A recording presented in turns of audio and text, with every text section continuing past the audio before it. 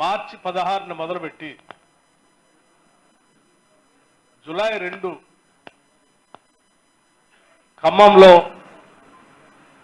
భారీ బహిరంగ సభతో ఈ ముగింపు కార్యక్రమం జరగటం మీ అందరికీ తెలిసిందే. దాదాపు 109 రోజులు దాదాపు 109 రోజులు 1364 కిలోమీటర్లు, దాదాపు 36 నియోజకవర్గాలు, 17 జిల్లాలు, 700లకు పైగా గ్రామాల్లో సభలు, సమావేశాలు, 100కు పైగా కార్నర్ మీటింగ్లు, 3 భారీ బహిరంగ సభలు, వాటితో పాటు అడుగడుగున అనేక వర్గాల ప్రజానికాల్ని ప్రత్యక్షంగా కలిసి మాట్లాడటం ఈ పాదయాత్రలో నాకు దొరికినటువంటి అవకాశం. ఈ పాదయాత్ర చేయటానికి, ఇంతమందితో కలవటానికి అవకాశం కల్పించినటువంటి అఖిల భారత కాంగ్రెస్ కమిటీకి ముందుగా నా హృదయపూర్వకమైనటువంటి ధన్యవాదాలు. అట్లాగే ఈ పాదయాత్ర ఆశాంతం మొదలుపెట్టిన దగ్గర నుంచి ఖమ్మం ముగింపు సభ వరకు నాకు సహకరించి, నాతో నడిచి అన్ని రకాలుగా ఈ పాదయాత్ర విజయవంతం కావటానికి ఉపయోగపడినటువంటి నాయకులందరికీ పేరు పేరున నా హృదయపూర్వకమైనటువంటి ధన్యవాదాలు. జిల్లా కాంగ్రెస్ కమిటీ అధ్యక్షులు కానీ, మండల కమిటీలు కానీ, అనుబంధ సంఘాల నాయకులు కానీ, లేకపోతే అక్కడ ఉన్నటువంటి రకరకాలైనటువంటి నాయకులు కానీ, అలాగే ఈ కార్యక్రమంలో నాతో పాటు నడవటమే కాకుండా తెలంగాణ సమాజానికి భారీ బహిరంగ సభలు ఏర్పాటు చేసి, ఆ భారీ బహిరంగ సభల ద్వారా కాంగ్రెస్ పార్టీ ద్వారా ఈ రాష్ట్ర ప్రజానికం ఏం కోరుకుంటున్నారు అని చెప్పి ఈ రాష్ట్రానికి సభల ద్వారా తెలియజెప్పడానికి సహకరించి ఏర్పాటు చేసినటువంటి పెద్దలందరికీ, అట్లాగే ఆ సభలకి ముఖ్య అతిథులుగా చేసినటువంటి మంచిర్యాల మహాసభలో అఖిల భారత కాంగ్రెస్ కమిటీ అధ్యక్షులు మల్లికార్జున్ ఖర్గే గారు, రాష్ట్ర కాంగ్రెస్ కమిటీ అధ్యక్షులు రేవంత్ రెడ్డి గారు, రాష్ట్రానికి సంబంధించినటువంటి పార్లమెంటు సభ్యులు ఉత్తమ్ కుమార్ రెడ్డి గారు, కోమటిరెడ్డి గారు, మాజీ రాష్ట్ర కాంగ్రెస్ కమిటీ అధ్యక్షులు హనుమంతరావు గారు కానీ, పొన్నాల లక్ష్మయ్య గారు కానీ, లేకపోతే ఇతర కార్యనిర్వాహక అధ్యక్షులు కానీ, నాయకులు కానీ అందరూ కూడా పెద్ద ఎత్తున వచ్చినటువంటి వారందరికి కూడా నేను హృదయపూర్వకంగా ధన్యవాదాలు తెలియజేస్తా ఉన్నాను. అట్లాగే మంచిర్యాల మహాసభని దగ్గరుండి పెద్ద ఎత్తున ఏర్పాటు చేసి ఈ పాదయాత్ర కాంగ్రెస్ పార్టీ అత్యంత బలంగా ఉంది అని చూపించడానికి పనిచేసినటువంటి మిత్రులు ప్రేమ్ సాగర్ రావు గారికి నేను ప్రత్యేకంగా కృతజ్ఞతలు కూడా తెలియజేస్తా ఉన్నాను. అట్లాగే జడ్చర్ల సభకు సంబంధించి ఆ సభకి వచ్చినటువంటి హిమాచల్ ప్రదేశ్ ముఖ్యమంత్రి సుఖ్వీందర్ సింగ్ సుక్కు గారికి, అక్కడ స్థానికంగా ఉండి కార్యక్రమాన్ని పెద్ద ఎత్తున విజయవంతం చేసినటువంటి మన అనిరుద్ధ రెడ్డి గారు, మల్లు రవి గారు, వారికి కూడా నేను ప్రత్యేకంగా ధన్యవాదాలు తెలియజేస్తా ఉన్నాను. అట్లాగే ఖమ్మంలో జరిగినటువంటి భారీ బహిరంగ సభని గత 2-3 నెలల నుంచి కంక్లూడింగ్ సభ ఖమ్మంలో జరుగుతుందని చెప్పి గ్రామాన సభలు నిర్వహించి, మండలాల్లో సభలు నిర్వహించి పెద్ద ఎత్తున కాంగ్రెస్ నాయకుల్ని కార్యకర్తల్ని సమాయత్తం చేసిన జిల్లా కాంగ్రెస్ కమిటీ అధ్యక్షులకి,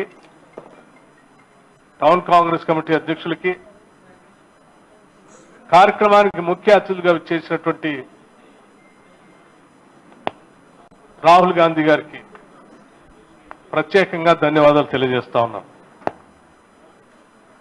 ఈ సభల్లో ఆశాంతం కూడా కాంగ్రెస్ పార్టీ రేపు 2023-24లో జరిగేటువంటి సాధారణ ఎన్నికల్లో అత్యంత భారీ మెజార్టీతో కాంగ్రెస్ ప్రభుత్వం ఏర్పాటు చేయబోతుందనేటువంటి సంకేతాలు ఈ సభల ద్వారా ప్రత్యేకంగా ఈ రాష్ట్ర సమాజానికి కూడా తెలియజెప్పడం జరిగింది. సరే, ఈ పాదయాత్రలో ఆశాంతం గత 9.5 సంవత్సరాలుగా ఈ రాష్ట్రాన్ని పాలిస్తున్నటువంటి బీఆర్ఎస్ పార్టీ ప్రభుత్వం అలియాస్ టీఆర్ఎస్ 9.5 సంవత్సరాలుగా ఈ రాష్ట్రంలో ఏం జరుగుతుందనేటువంటి విషయాల్ని మసిపూసి మారేడికాయ చేసి మీడియా ద్వారానో గ్లోబల్స్ ప్రచారం ద్వారానో ఏదో అద్భుతాలు జరిగిపోయినట్టుగా, బంగారు కుటుంబాలు ఏర్పడినట్టుగా, తెలంగాణ రాష్ట్ర సమాజం అంతా బంగారు భవిష్యత్తుతో ఊయలు లూగుతున్నట్టుగా కట్టుకథలతో 9.5 సంవత్సరాలు నడిపించారు. అలా లేదు అని చెప్పి ఏ నియామకాలు ఆత్మగౌరవం కోసం అయితే తెలంగాణ రాష్ట్రాన్ని తెచ్చుకున్నామో వాటి సాధన ఇక్కడ జరగట్లేదు. కేవలం ఈ నిధులు కానీ లేకపోతే తెలంగాణ వనరులు కానీ టీఆర్ఎస్ ప్రభుత్వానికి సంబంధించినటువంటి పెద్దలు, ఆ పార్టీలో ఉన్న నాయకులే దోపిడీ చేస్తా ఉన్నారు. ఆ దోపిడీ వల్లనే ఈరోజు తెలంగాణ సమాజానికి రావాల్సినటువంటి అభివృద్ధి రాకుండా పోయింది. రావాల్సిన నీళ్లు రాలేదు, రావాల్సిన అభివృద్ధి రాలేదు, పేదలకు రావాల్సిన ఇళ్లు రాలేదు, పేదలకు రావాల్సిన ఇళ్ల స్థలాలు రాలేదు, నిరుద్యోగ యువకులకు ఉద్యోగాలు రాలేదు,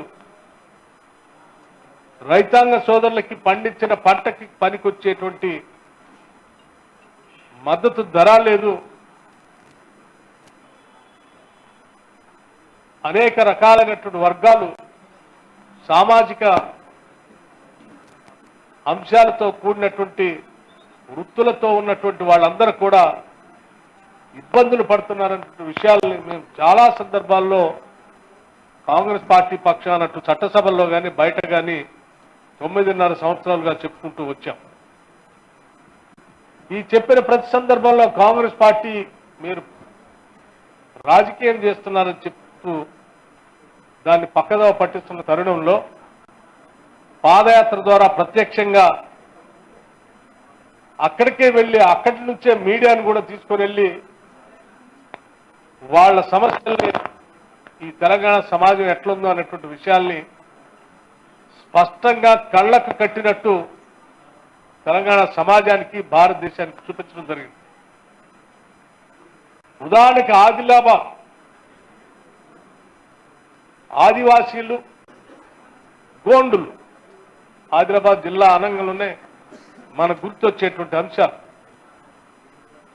అక్కడ జరిగినటువంటి పోరాటాలు, కొమరం భీం పోరాటం కానీ, లేకపోతే రకరకాలైనటువంటి జల్ జంగిల్ జమీన్ అనేటువంటి నినాదాలు కానీ, భూమి కోసం జరిగిన పోరాటం కానీ గుర్తుకొచ్చేటువంటి అంశాలు. మన రాష్ట్రం వస్తే మన భూములు మనకే వస్తాయని ఆశపడి పెద్ద ఎత్తున పోరాటం చేస్తే ఆదిలాబాద్ జిల్లాలో అత్యంత మారుమూల ప్రాంతాలైన గోండుగూడాల్లో వెళ్ళాను. ప్రతి గోండుగూడెంలో ఉన్నటువంటి ప్రజలు వాళ్ళు చెప్పేది చాలా స్పష్టంగా చెప్తా ఉన్నారు. మాకు భూములపైన హక్కు లేకుండా బయటికి తరలిస్తా ఉన్నారు. ధరణి అనేటువంటి ఒక మహమ్మారిని తీసుకొని వచ్చి కాంగ్రెస్ ప్రభుత్వ హయాంలో ఇచ్చినటువంటి పోడు భూముల పట్టాలను కూడా ఈరోజు ధరణి పేరు మీద ప్రత్యేక రాష్ట్రంలో వాటి భూములపైన ఎంట్రీ చేయట్లేదు, భూములు దున్నుకోనియట్లేదు. అడవిలో పుట్టాము, అడవిలో పెరిగాము, అడవిలో బతుకున్నాము, అడవిలో కలిసిపోతాం. చెట్టును పూజిస్తాం, పక్షిని పూజిస్తాం, పుట్టను పూజిస్తాం. మేము అంతిమంగా ఈ మట్టి అటువంటి మమ్మల్ని